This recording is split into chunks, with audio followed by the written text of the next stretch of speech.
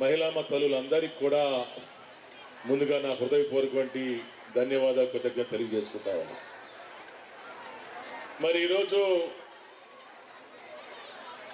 జగనన్న వైఎస్ఆర్ ఆసరా 4వ విడత కార్యక్రమం రాష్ట్ర వ్యాప్తంగా కూడా చాలా ఘనంగా జరుగుతూ ఉన్నటువంటి పరిస్థితి. చెప్పినటువంటి వాగ్దానాన్ని మరవకుండా ఈ 4 సంవత్సరాల 8 మాసాలలో అన్ని సంక్షేమ పథకాలు ఇచ్చినటువంటి ఏకైక ముఖ్యమంత్రి జగన్మోహన్ రెడ్డి గారు మాత్రమే అని చెప్పేసి కూడా నేను మీ అందరికీ కూడా చెప్తా ఉన్నా. ఎందుకంటే ఈ రాష్ట్రంలో 14 సంవత్సరాలు ముఖ్యమంత్రిగా చంద్రబాబు నాయుడు గారు ముఖ్యమంత్రిగా పనిచేసినటువంటి పరిస్థితి.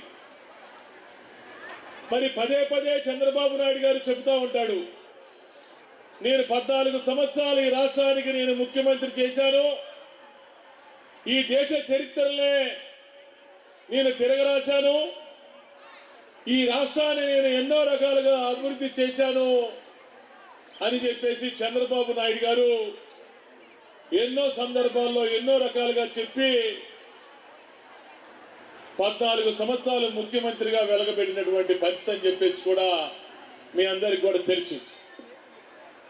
కానీ ఈ రాష్ట్రంలో ఎస్సీలు ఎస్సీ లాగానే ఉన్నారు, బీసీలు బీసీ లాగానే ఉన్నారు, మైనార్టీలు మైనార్టీ లాగానే ఉన్నారు, పేదవాడు ఇంకా పేదవాళ్ళలాగానే ఉన్నాడు.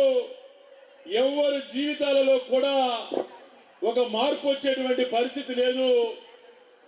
ఆ విధమైనటువంటి పరిపాలన చంద్రబాబు నాయుడు గారు 14 సంవత్సరాలు చంద్రబాబు నాయుడు గారు ఈ రాష్ట్రాన్ని పరిపాలించారని చెప్పి ఒక్కసారి మీరు గుర్తు తెచ్చుకోవాలని చెప్పేసి కూడా నేను చెప్తా ఉన్నా.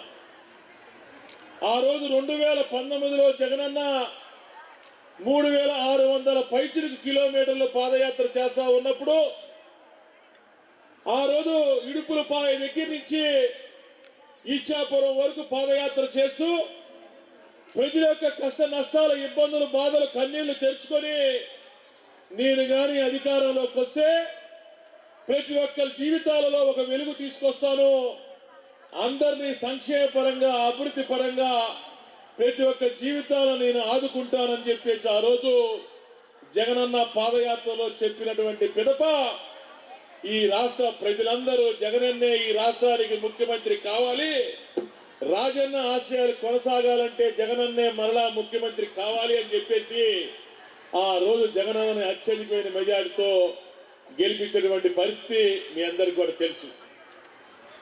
ఆ రోజు ముఖ్యమంత్రి అయినటువంటి మొట్టమొదటి సమావేశంలో కలెక్టర్ల సమావేశంలో మన జగనన్న ఒక మాట చెప్పాడు.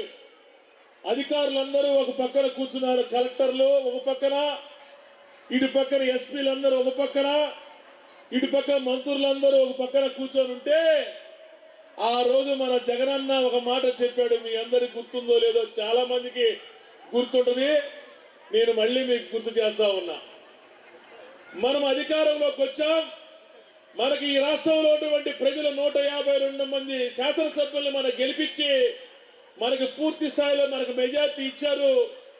కానీ మనం కులం చూడకుండా, మతం చూడకుండా, ప్రాంతం చూడకుండా, వర్గం చూడకుండా, వాళ్ళు ఏ పార్టీ అనేది కూడా చూడకుండా అర్హులైనటువంటి ప్రతి ఒక్కరికి కూడా సంక్షేమాన్ని ఇచ్చి తీరాలి. మనకి పార్టీతో సంబంధం లేదు, వాళ్ళు ఏ పార్టీకి ఓటేసినా కూడా వాళ్ళకి అర్హులైనటువంటి ప్రతి ఒక్కరికి కూడా సంక్షేమ పథకాన్ని ఇచ్చి తీరాలి అని చెప్పేసి ఆ రోజు జగనన్న మొట్టమొదటి కలెక్టర్ల ఎస్పీ మంత్రుల సమావేశంలో ఆదేశాలు జారీ చేయడం కూడా జరిగిందని మీ అందరికి కూడా తెలుసు. నిన్నటి దాకే ఉన్నా నేను తెలంగాణ కోడలంది, నేను తెలంగాణలోనే ఉంటానంది, తెలంగాణ పార్టీ పెట్టింది, తెలంగాణలోనే రాజకీయం చేస్తానంది. అక్కడ తెలంగాణలో ఉన్నటువంటి ఆ పార్టీ నాయకులందరినీ ముంచి హోల్సేల్గా దుకాణం పెట్టి అక్కడ రేవంత్ రెడ్డి గారికి అమ్మేసుకుంది. తెలుసు కదమ్మా మీకు, తెలుసు కదా మీకు ఆ మహాతల్లి ఎవరో అందరికీ తెలుసు. ఇప్పుడు మళ్ళీ చంద్రబాబు నాయుడు గారి ప్యాకేజీ కోసం మళ్ళీ తెలంగాణ నుంచి ఆ వలస పక్షి ఇప్పుడు మళ్ళీ ఆంధ్రాకి వచ్చింది. మనకు వలస పక్షులు వస్తూ ఉంటాయి. ఇక్కడే తక్కిలపాడు దగ్గర ఆస్ట్రేలియా నుంచి ఏదో పక్షులు వస్తూ ఉంటాయి. సంవత్సరానికి 2 నెలలు వస్తాయి వలస పక్షులు. అక్కడి నుంచి ఆహారం లేక ఇక్కడి నుంచి ఆంధ్ర వచ్చి పొన్నూరులో ఉన్నటువంటి తక్కిలపాడు గ్రామం దగ్గర ఒక చెరువు దగ్గర వలస పక్షులు 15 రోజులు 2 నెలలు ఉంటాయి వలస పక్షులు. ఇక్కడ ఆహారాన్ని తినేసి మళ్ళీ వాళ్ళ దేశానికి వెళ్ళిపోతూ ఉంటాయి. అట్లానే మొన్న తెలంగాణ ఎన్నికలు అయిపోయిన తర్వాత మళ్ళీ ఆ వలస పక్షి మా చెరువులమ్మ మళ్ళీ ఇక్కడ అడుగుపెట్టింది. ఇక్కడ అడుగుపెట్టి ఏదో మాట్లాడుతూ ఉంటది. రాజన్న రాజ్యం లేదు, జగనన్న ఈ రాష్ట్రానికి ఏమి చేయలేదు, జగనన్న ఈ రాష్ట్రానికి ప్రత్యేక హోదా తీసుకురాలేదు, జగనన్న ఈ రాష్ట్రంలో రాజన్న ఆశయాలు తీసుకురాలేదు అని చెప్పేసి. అమ్మా నీకు అక్కడ టీపీ అని తెలంగాణ పార్టీ ఒక పార్టీ పెట్టావు. ఆ పార్టీ నిన్నటిదాకా నేను తెలంగాణ పార్టీ అనుకున్నా. పాపం జనం కూడా పిచ్చి జనం, తెలంగాణ వాళ్ళు కూడా అదే అనుకున్నారు. కానీ తెలంగాణ పార్టీ టీపీ అంటే తెలుగుదేశం పార్టీ, పి అంటే పవన్ కళ్యాణ్ గారి పార్టీ. ఏమ్మా టీ అంటే తెలంగాణ కాదమ్మా తెలుగుదేశం పార్టీ, పి అంటే పార్టీ కాదమ్మా పవన్ కళ్యాణ్ గారి పార్టీ. ఇక్కడ ఎస్ కలుపుకుందంటే టీపీఎస్ అంటే తెలుగుదేశం, పవన్ కళ్యాణ్, షర్మిల ఈ 3 కలిసి జగన్మోహన్ రెడ్డి గారిని గద్దె దించాలని చెప్పేసి మళ్ళీ ఈరోజు చంద్రబాబు నాయుడు గారి దగ్గర ప్యాకేజ్ తీసుకొని మళ్ళీ రాష్ట్రం మొత్తం మళ్ళీ ఆ మూల నుంచి ఈ మూలకు నేను తిరుగుతా ఏదో రాజన్న ఆశయాలు తీసుకొచ్చిందంట. ఏమ్మా నువ్వు రాజన్న ఆశయాలు తీసుకొచ్చేటప్పుడు నువ్వు తెలంగాణలో ఎందుకు హోల్సేల్గా గంప గుర్తుగా అమ్మేశావు? మరి ఆడ కేసీఆర్ గారిని దొరల పరిపాలన కింద దించాలనుకోలేదా? మళ్ళీ ఎందుకు రేవంత్ రెడ్డిని ముఖ్యమంత్రి చేయాలనుకున్నావు? చంద్రబాబు నాయుడు గారి మనిషిని రేవంత్ రెడ్డి గారిని ముఖ్యమంత్రి చేయడానికి ఎన్ని కోట్లు తీసుకున్నావమ్మా షర్మిలమ్మ గారు? ఈరోజు అదే చంద్రబాబు నాయుడు గారు ఇక్కడ వచ్చి అవతారం ఎత్తమ్మా, ఆ వలస పక్షి ఇట్రామ్మా, ఇక్కడ ఉండమ్మా అని చెప్పేసి ఈ రోజు మళ్ళీ ఆంధ్ర రాష్ట్రం వచ్చి ఇక్కడ ఏదో కోయలు ముందే కూర్చుందని చెప్పేసి ఇక్కడికి వస్తా ఉన్నావమ్మా.